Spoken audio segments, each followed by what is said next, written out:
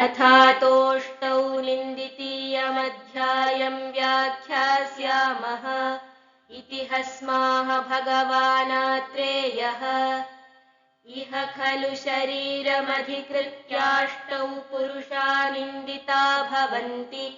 तद्यथा अतिदीर्घश्च अतिह्रस्वश्च अतिलोमा च अलोमा च अतिकृष्णश्च अतिगौरश्च अतिस्थूलश्च अतिकृशश्चेति।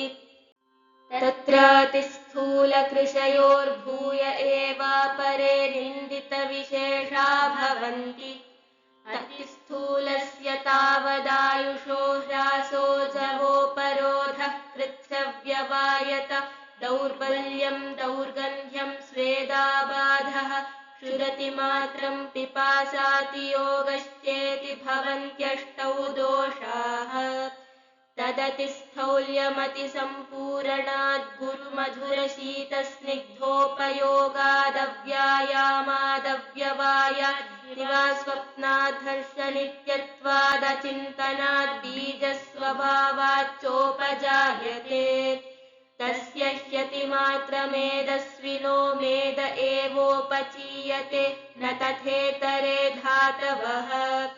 तस्मादस्यायुषो ह्रासः शैथिल्यात् सौकुमार्यात् गुरुत्वाच्च मेधसो जवोपरोधः।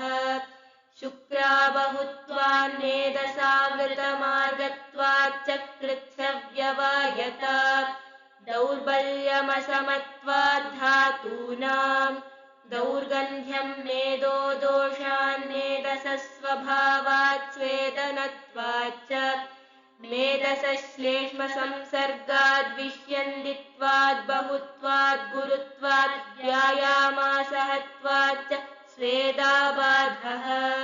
तीक्ष्णाग्नित्वात् प्रभूतकोष्ठवायुत्वाच्च क्षुदतिमात्रं पिपासातियोगश्चेति।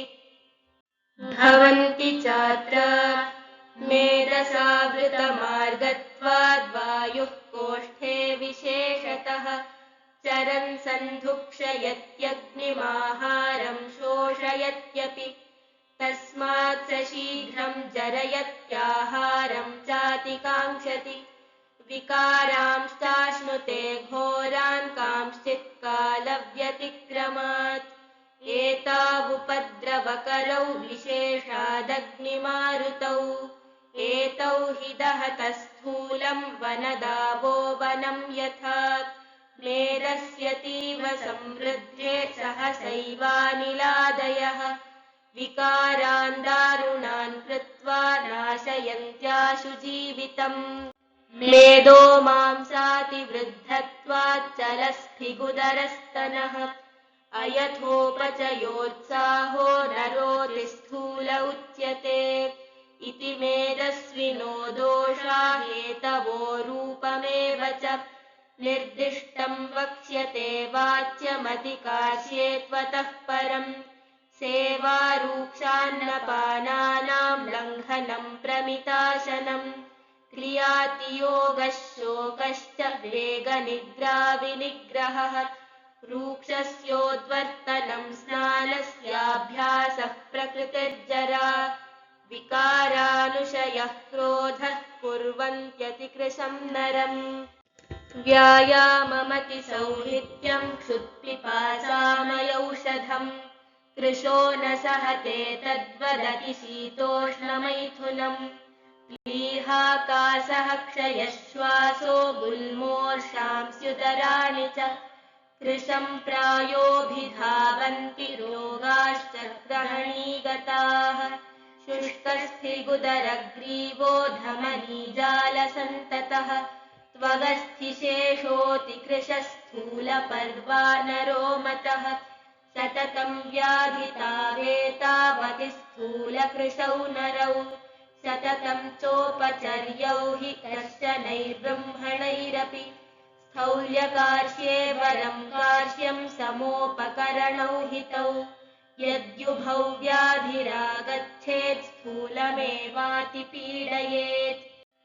स सममांसप्रमाणस्तु समसंहननो नरः दृढेन्द्रियो विकाराणां न बलेनाभिभूयते क्षुत्पिपासातपसः शीतव्यायामसंसहः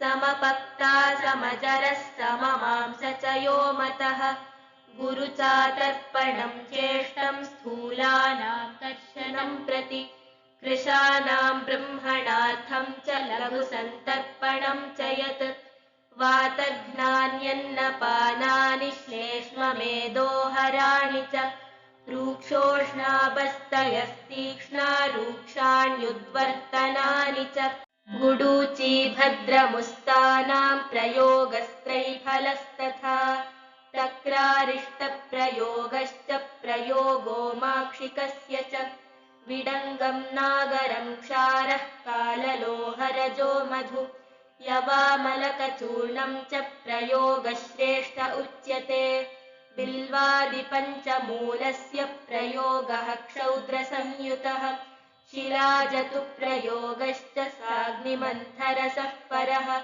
प्रशातिका प्रियङ्गुश्च श्यामाकायवकायवाः जूर्णाः बाह्कोद्रवामुद्गाः कुलत्थाश्चक्रमुद्गकाः आढकीनां च बीजानि पटोलामलकैः सह भोजनार्थं प्रयोज्यानि पानं चानुमधूदकम् अरिष्टांश्चानुपानार्थे मेदो मांसकफापहान् अतिस्थौल्यविनाशाय संविभज्य प्रयोजयेत् प्रजागरं व्यवायं च व्यायामं चिन्तनानि च स्थौल्यमिच्छन् परित्यक्तुं क्रमेणाभिप्रवर्धयेत् स्वप्नो हर्षः सुखाशय्या मनसो निर्वृतिः शमः चिन्ता व्यवायव्यायामविरामः प्रियदर्शनम्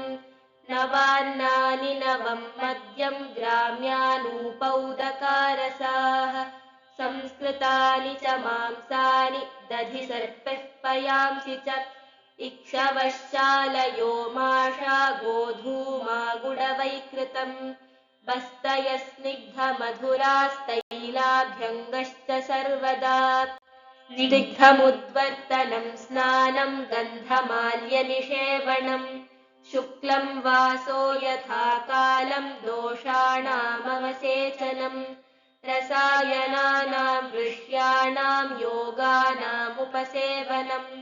हत्वातिकार्ष्यमाधत्ते नृणामुपचयं परम् अचिन्तनाच्च कार्याणां ध्रुवं सन्तर्पणेन च स्वप्नप्रसङ्गाच्च नरो वराह इव पुष्यति यदा तु मनसि क्लान्ते कर्मात्मानः क्लमान्विताः विषयेभ्यो निवर्तन्ते तदा स्वपिति मानवः निद्रायत्तं सुखं दुःखं पुष्टिः कार्श्यं बलाबलम् वृषता क्लीबता ज्ञानमज्ञानं जीवितं न च अकालेति प्रसङ्गाच्च न च निद्रा निषेविता सुखायुषी परा कुर्यात् कालरात्रिरिवा परा सैव युक्ता पुनर्युङ्क्ते निद्रा देहं सुखायुषा पुरुषं योगिनं सिद्ध्या सत्या बुद्धिरिवागता गीताध्ययनमद्य स्त्रीकर्मभाराध्वकर्षिताः अजीर्णिनः क्षताः क्षीणा वृद्धा बालास्तथा बलाः तृष्णातिसारशूलार्ताश्वासिनो हि किनः कृशाः पतिताभिहतोन्मत्ताः क्लान्ता यानप्रजागरैः क्रोधशोकभयक्लान्ता दिवा स्वप्नोचिताश्च ये सर्व एते दिवा स्वप्नं सेवेरन् सार्वकालिकम् धातुसाम्यं तथा ह्येषां बलं चाप्युपजायते श्लेष्मा पुष्णाति चाङ्गानि स्थैर्यं भवति चायुषः ग्रीष्मे त्वादानरूक्षाणां वर्धमाने च मारुते रात्रीणां चातिसङ्क्षेपाद् दिवा स्वप्नः प्रशस्यते ग्रीष्मवर्ज्येषु कालेषु दिवा स्वप्नात् प्रकुप्यतः श्लेष्मपित्ते दिवा स्वप्नस्तस्मात् तेषु न शस्यते मेदस्विनः स्नेहनित्याश्लेष्मलाश्लेष्मरोगिणः दूषी विषार्ताश्च दिवा न शरीरं कदाचन हलीमकः शिरः शूलं स्थैमित्यं गुरुगात्रता अङ्गमर्दोऽग्निनाशश्च प्रलेपो हृदयस्य च शोभारोचकहल्लासपीनसार्धावभेदकाः कोठारुः पिडकाः कण्डूस्तन्द्राकासोगलामयाः स्मृतिबुद्धिप्रमोहश्च संरोधस्रोतसां ज्वरः इन्द्रियाणामसामर्थ्यं विषवेगप्रवर्तनम् भवेन्नृणां दिवा स्वप्नस्याहितस्य निषेवणात् तस्माद्धिताहितं स्वप्नं बुद्ध्वा स्वप्यात् सुखं बुधः रात्रौ जागरणं रूक्षं स्निग्धं प्रस्वपनं दिवा अरूक्षमनभिष्यन्दित्वासीनप्रचलायितम् देहवृत्तौ यथाहारस्तथा स्वप्नः सुखो मतः स्वप्नाहारसमुत्थे च स्थौल्यकार्ष्ये विशेषतः अभ्यङ्गोत्सादनं स्नानं ग्राम्यानूपौदकारसाः शाल्यन्नं सदधिक्षीरं स्नेहो मद्यं मनः सुखम् मनसोऽनुगुणागन्धाः शब्दाः संवाहनानि च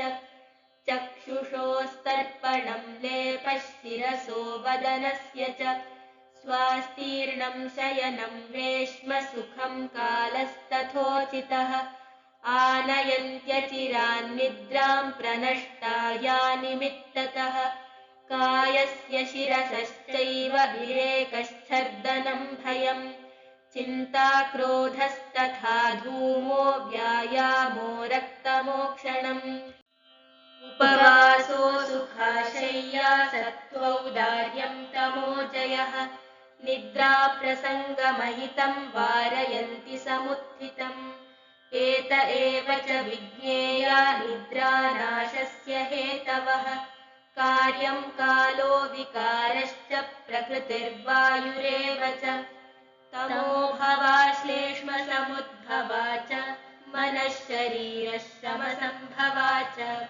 आगन्तुकी व्याध्यनुवर्तिनी च रात्रिस्वभावप्रभवा च निद्रा रात्रिस्वभावप्रभवा मतायात् तां भूतधात्रीं प्रवदन्ति तज्ञाः तमोभवामाहुरघस्य मूलम् शेषाः पुनर्व्याधिषु निर्दिशन्ति तत्र श्लोकाः निन्दिताः पुरुषास्तेषां यौ विशेषेण निन्दितौ निन्दिते कारणं दोषास्तयोर्निन्दितभेषजम् येभ्यो यदा हिता निद्रा येभ्यश्चाप्यहिता यदा अतिनिद्राया निद्राय भेषजं यद्भवा च सा या यथा प्रभावा च निद्रा तत्सर्वमत्रिजः अष्टौ निन्दितसङ्ख्याते व्याजहार पुनर्वसुः इत्यग्निवेशकृते तन्त्रे चरकप्रतिसंस्कृते श्लोकस्थानेष्टौ निन्दितीयो नामैकविंशतितमोऽध्यायः।